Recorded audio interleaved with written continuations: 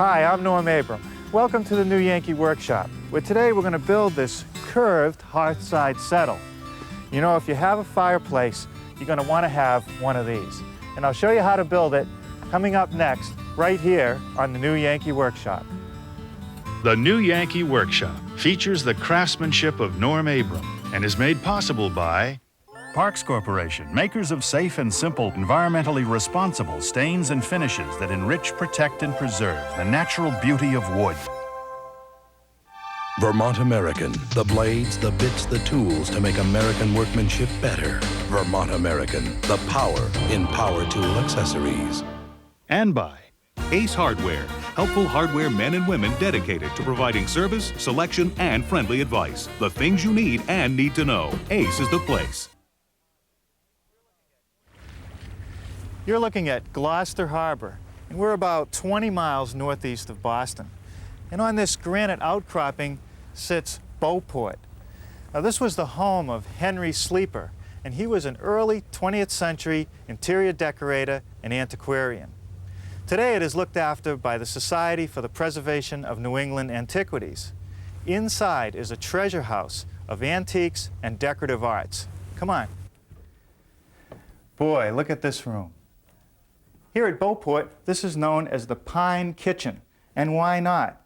Beautiful pieces of pine furniture set up against antique pine paneling and pine doors. And look at this overhead, a hand-hewn pine beam. Down here beneath the hand-hooked rug is a nice wide pine floor. And all of this sits in front of a beautiful walk-in fireplace. But this is the piece I wanted you to see. It's a settle. And this high back was a welcome feature on those cold winter nights to keep away the drafts. I've seen a lot of these, but I don't recall ever seeing one with a curved back like this.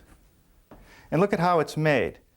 Random width boards with beads where they're joined, attached with simple nails. And the joinery couldn't be simpler.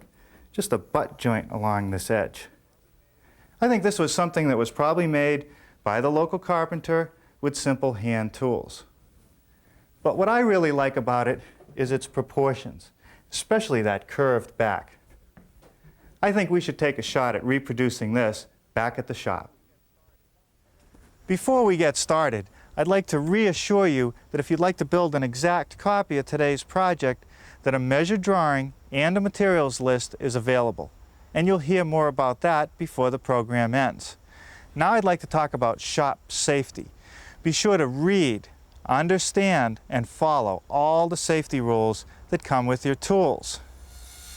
Knowing how to use your tools safely greatly reduces the possibility of personal injury.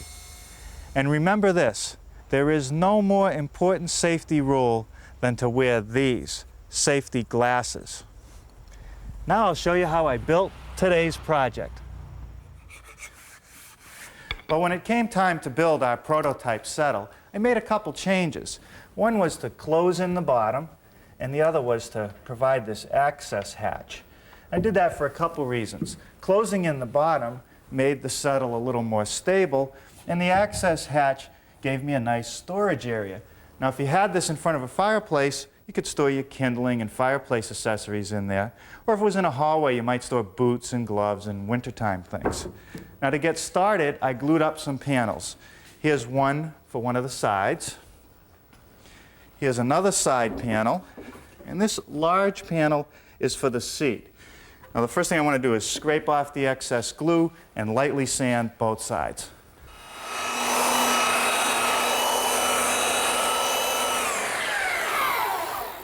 You know, these 120 aluminum oxide belts are ideal for sanding the pine. If you use the belt much coarser, you might take off too much material and end up with a rough surface.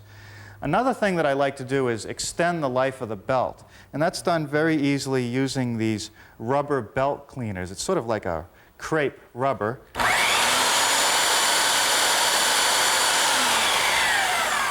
And you can see it cleans the belt easily and just makes it last longer. Now, the next thing I want to do with everything sanded is start to lay out the pieces to cut. And the first piece is the seat. Now, I was fortunate enough to make a cardboard pattern of the original. And it's real important because the back is curved. And a pattern like this is invaluable in doing layout. If you don't have a pattern, I can tell you that that back radius is 10 foot 8 inches. So what I've done here is basically set up a big T-square. The blank for the seat is up there. And I've set up this board with this edge being along the center line of the blank. Attached a nail right here, which happens to be exactly 10 foot 8 inches from where I want to lay it out. Using a string that won't stretch very much and simple pencil attached to the end, I can now lay out the radius. Well, now it's just a matter of shortening the string 14 7/8 inches from the back line, and that'll give me the front arc.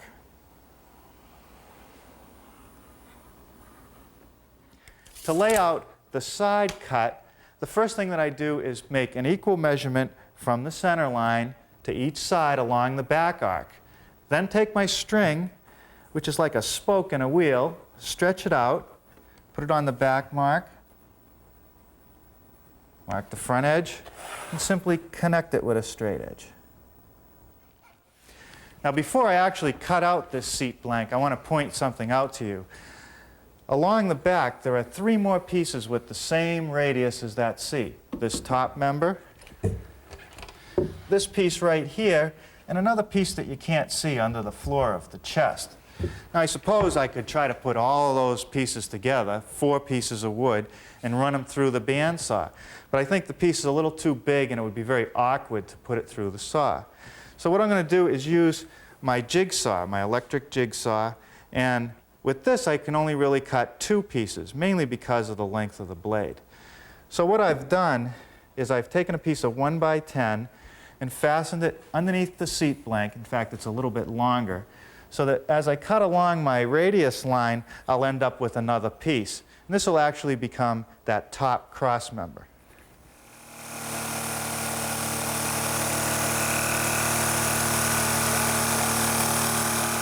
Now, there's still a few more arced cuts to make, and one of them is the inside edge of this top cross member. This member is 2 3/4 inches wide. I suppose I could just use my jigsaw to make that cut, but the bandsaw makes a lot more sense since I have one in the shop. I'm going to show you a technique of why this works so well. First, I put a piece of tape on the rip fence. It's 90 degrees to the blade, and it's 2 3/4 away. And the idea is to keep the outside of the arc in contact with that tape edge, and I'll end up with a piece that's 2 3/4 the entire length.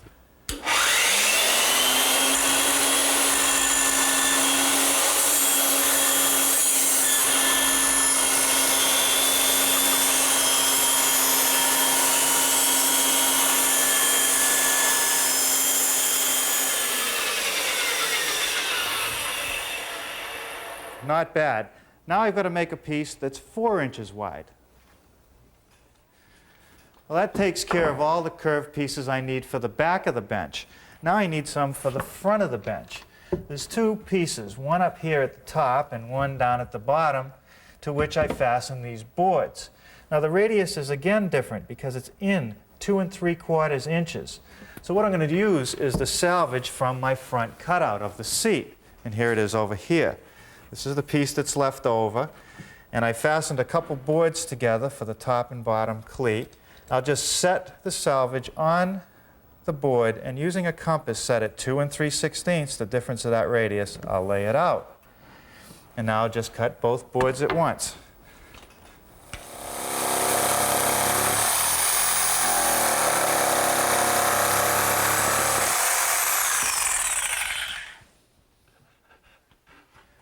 Now's a good time to sand out the front edges of any of these curved pieces that show, like this top cleat or the seat. And to do that, I'm simply going to use my drum sander, which is set up in the drill press.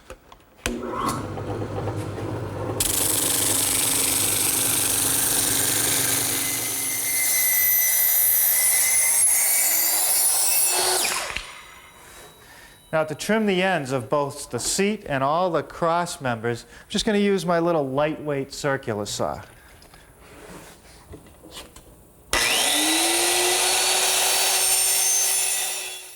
Next I want to work on these sides, which have a very nice, elegant shape. A little curve at the top, to a taper, to a slight flat section, and then a nice little round over on the front here. Now I've taken both pieces, the blanks, and fastened them together, laid out the shape of the side on one of the pieces, and the first thing I want to do is cut the width of this bottom piece.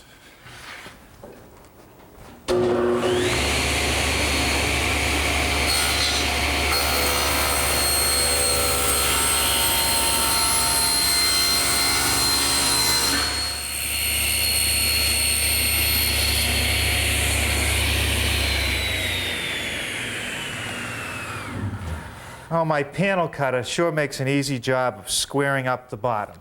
Now the rest of the cuts are going to be done with my handheld jigsaw.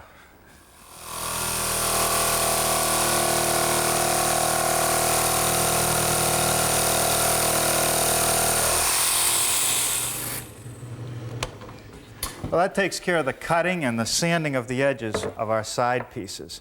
Now I have to get ready to make a couple dados in those side pieces. I need 2 in each piece. One at the top for this cross member, and one down here for the seat. Now it's very important that you lay the pieces out in the right orientation, because there are lefts and rights, insides and outsides, and the easiest way to do it is put them back to back. And I'm just going to put an X or a witness mark on the side that I want that dado for the seat. Now over here at the table saw, I've set up my dado head cutter, which is just a wobble blade with carbide tips, and I've set the distance from the cutter to the fence at 15¼ inches, and the depth is 3/8 of an inch. So now I'll just plow out that dado.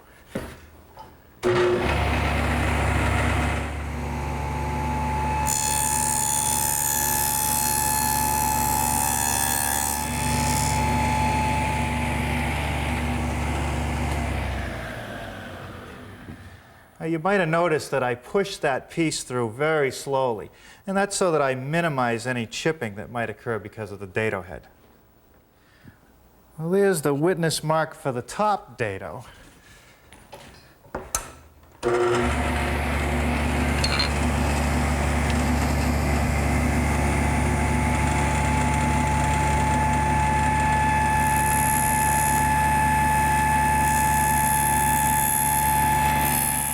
Well, now I have to join the 2 side pieces to this cross brace and the bottom shelf.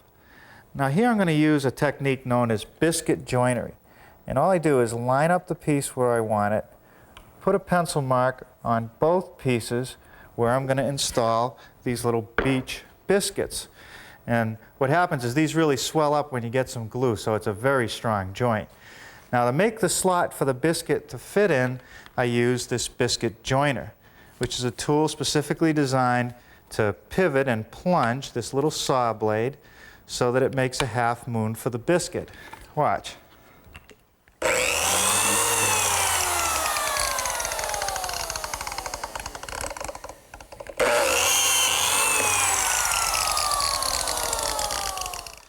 Well, now I've installed a fence on the biscuit joiner, and what that does is allows me to hold the tool on the end of the cross pieces.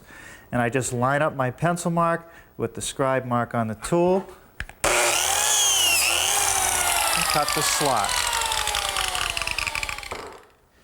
Well, now I've just fitted the sides to the seat, and that allows me to put a little mark right here where the seat meets the front edge. And I want to be able to knock off this corner, just like they did on the original.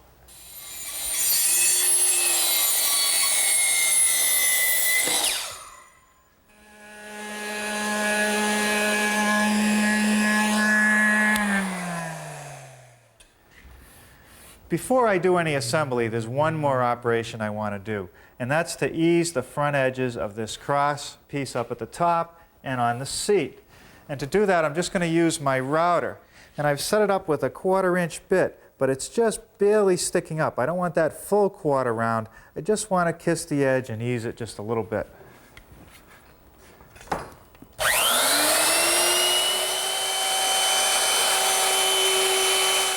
Now we're ready for some final assembly, and the first thing is to put some glue in that dado for the seat, just ordinary yellow carpenter's glue. And I like to take a brush and spread it out so that it's nice and even along all edges of the dado.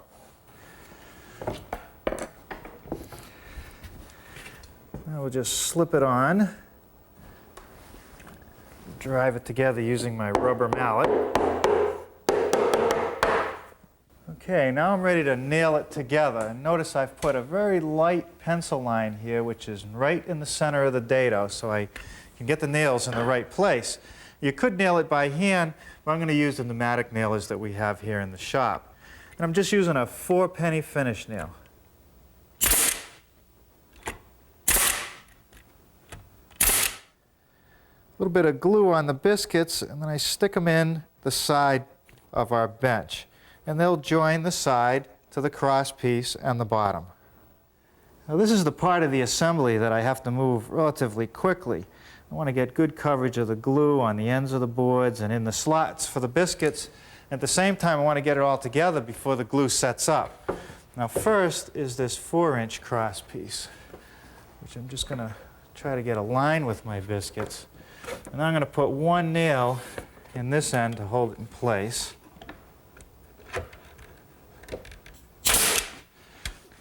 Now I'll take the bottom piece, set that in this side, lining up all those biscuits and just slipping it together. That, and drive a nail in there.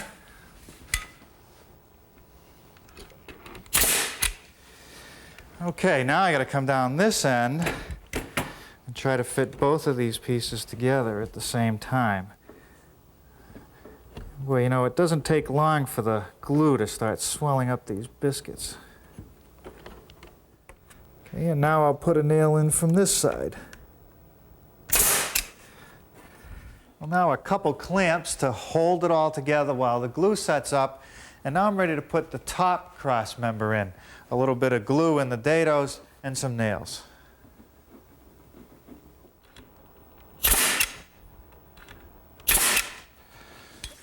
Well, while the glue sets up, let's take a look at the back.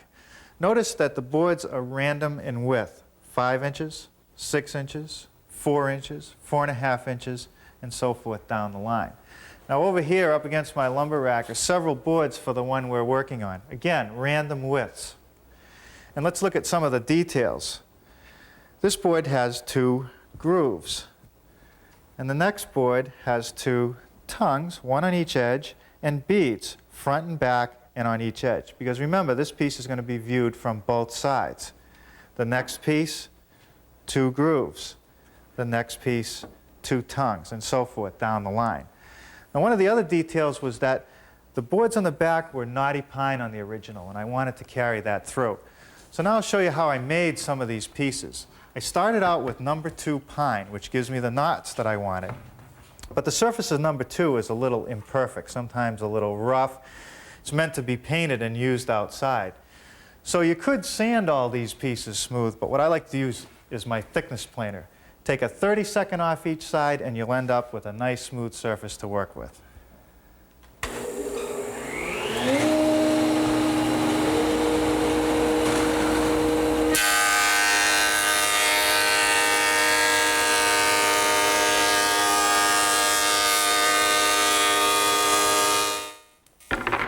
Now, the edges of the boards, when they come from the lumber yard, are planned to be fairly straight, but you can see there's some gaps. So before I go any further, I'm going to straighten the edges on my joiner.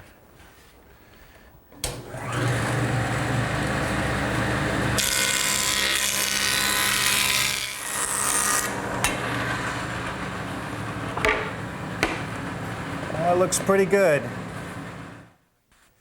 The next operation is to put a groove on each edge of every other board.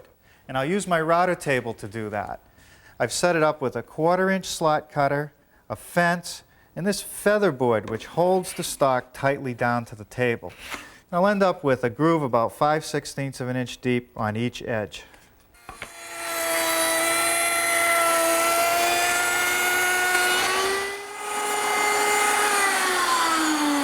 I've I've made an adjustment. I've lowered the slot cutter so that by making 2 passes, I end up with a tongue, which is going to fit right in that groove.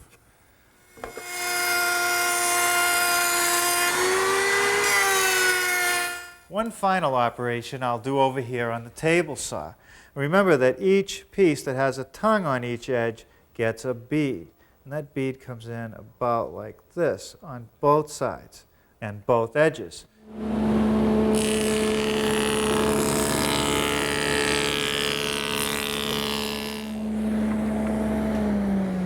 Well, you know, I think that's enough for today. Tomorrow we should be able to easily finish the assembly. Well, good morning. I'm happy to say that overnight the clamps did their job, the glue is set up, and we're ready to continue. I want to go back over to the prototype and show you this board down here. It's a 5-inch board bent around the back of the frame, and I think it's there for looks more than anything else, just like on the original. One thing I want to do is back bevel that board slightly so that when the vertical boards come down and meet it, I'll have a tight joint right on this face. Well, I'll use my joiner to back bevel it, and what I've done is tip the fence this way, about 2.5 degrees. That's all I really need, and I'll just run it through.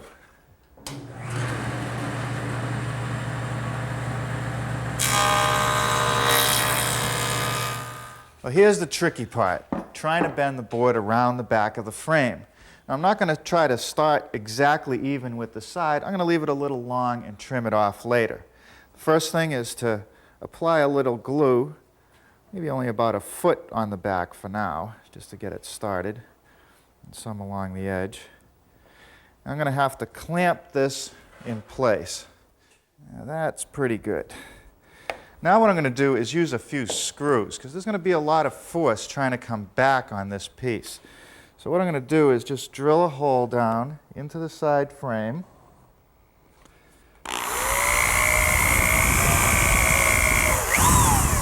Counterboring it slightly, and I'll plug those later. And just put 3 screws along this edge, 1 5/8 on each screw. With one end secured, I can now put the rest of the glue along the cross pieces. Well, now I'll just use some clamps to pull it tightly against the cross members. Okay, and now a couple nails for good measure.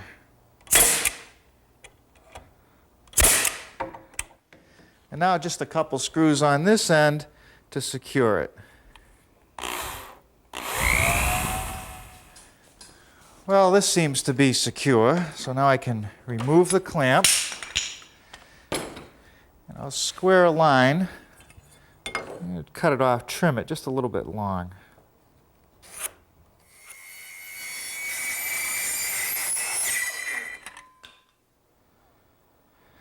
Well, now I'll just put some pine plugs in these holes, and when they're dry, I'll sand them off. Now I'm ready to start putting on the vertical boards. Now I will glue the first one along the edge of the side, just so that I end up with a nice tight fit. So a little glue. Set the board tight to that horizontal piece and flush with the side, and I'll nail it in with some 4-penny finish nails.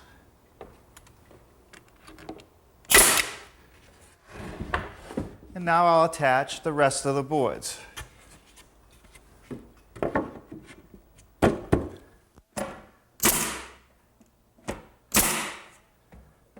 This last board, I'm just going to slip it in place and mark it at the bottom and at the top.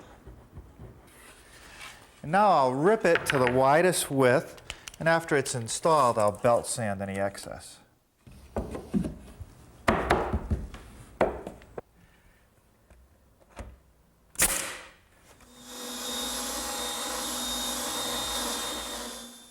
This curved board that you saw me cut yesterday will be used to secure the front boards.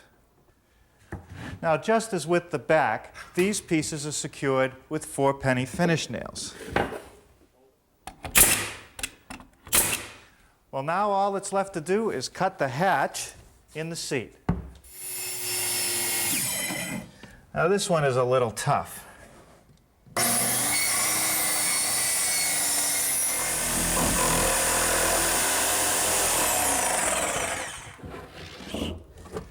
Now this is a piece of 1.5 inch brass-plated piano hinge that I cut from a longer piece.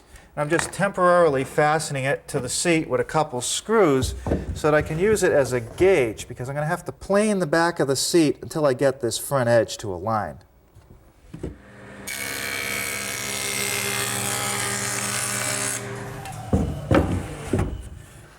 Perfect. Now I'll secure the hinge for good. Well, that takes care of the woodworking. Now, if this was your piece, how would you finish it? To stain this piece, I've chosen a honey maple stain. Now, this is a water-based product. It's a little bit thicker when it goes on, almost like a paint, I guess. But the thing that I like about it is that it seems to stain this pine very evenly. Now, after you put it on and let it set for a little while, the way you even it out is just to use a rag that's been dampened with water, and you just rub it until it's nice and even and you get the color effect that you want. And after this dries, I'm going to put 2 coats of my water-based satin polyurethane on it. The thing that I like about these water-based finishes is that I can put on my stain and my 2 coats of polyurethane all in one day. Well, with a nice cushion, a roaring fire, and a good book, what else could you ask for?